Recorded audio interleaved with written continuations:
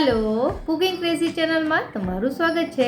આજે બનાવીશું જન્માષ્ટમી નિમિત્તે કૃષ્ણ ભગવાનને જે 56 ભોગ ધરાય છે એમાંથી બદામ અને કેસરવાળું દૂધ। તો ચલો 56 ભોગ તો એકસાથે ન ધરી શકીએ ઘરે, એટલા માટે આપણે અમુક વસ્તુ જે ઘરે એકદમ ઇઝીલી અને પ્રસાદ તરીકે ધરી શકાય એ વસ્તુ આપણે જરૂરથી બનાવી શકીએ। તો રેસીપી શરૂ કરીએ અને રેસીપી પસંદ આવે તો વિડીયોને લાઇક અને ચેનલને સબસ્ક્રાઈબ કરવાનું ન ભૂલતા।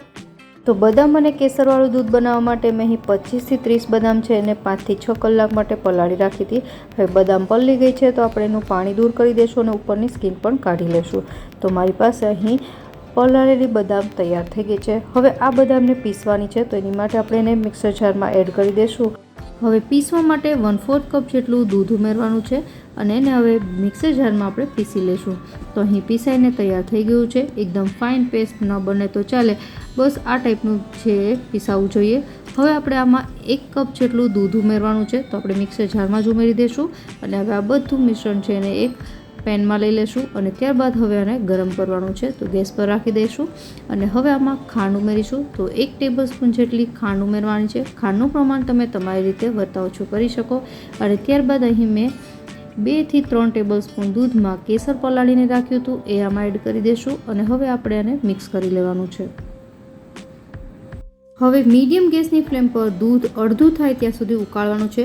આપણે કેસર અને બદામવાળા દૂધમાં ફ્લેવર માટે 2 એલચીના દાણા છે એને મેં કાઢી અને આવી રીતે ખાંડી લીધા છે એ ઉમેરી દઈશું અને એને મિક્સ કરી લઈશું। હવે આ દૂધ છે એનો કલર એકદમ ગોલ્ડન યલો આવે ત્યાં સુધી ઉકાળશું। જેમ જેમ દૂધ ઉકળશે એમ જે કેસર છે એનો કલર છોડશે અને દૂધ છે ગોલ્ડન યલો જેવું થવા લાગશે। તો તમે જોઈ શકો છો કે દૂધ જેમ જેમ ઉભરો આવે છે એમ આપણે ચમચાની મદદથી એને ફેરવતા જશું, જેનાથી દૂધ છે ખાસું એવું ઉકળી પણ જશે અને બદામ જે આપણે પીસીને નાખી છે એ પણ દૂધને ખાટું કરવામાં મદદ કરશે।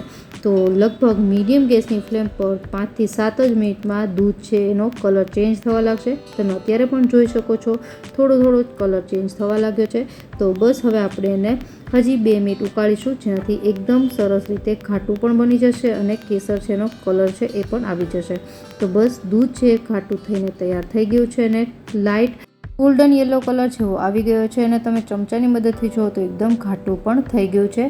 તો બસ આપણું આ બદામ કેસરવાળું દૂધ તૈયાર છે। એક બોઇલ આવી જાય એટલે આપણે હવે ગેસ બંધ કરી દઈશું અને આ દૂધને એકદમ ઠંડુ કરી લેશું। ઠંડુ થાય એટલે હજી પણ થોડું એ ખાટું થઈ જશે, તો અડધી થી પોણી કલાક છે એ સમય લાગશે અને ત્યારબાદ જોઈએ તો એકદમ દૂધ છે એનું ટેક્સચર પણ ચેન્જ થઈ ગયું છે અને કલર પણ। તો તમે જુઓ તો આપણું આ 56 ભોગમાં ધરાતું બદામ કેસરવાળું દૂધ તૈયાર છે। હવે આપણે એને પ્રસાદ તરીકે ધરી શકીએ।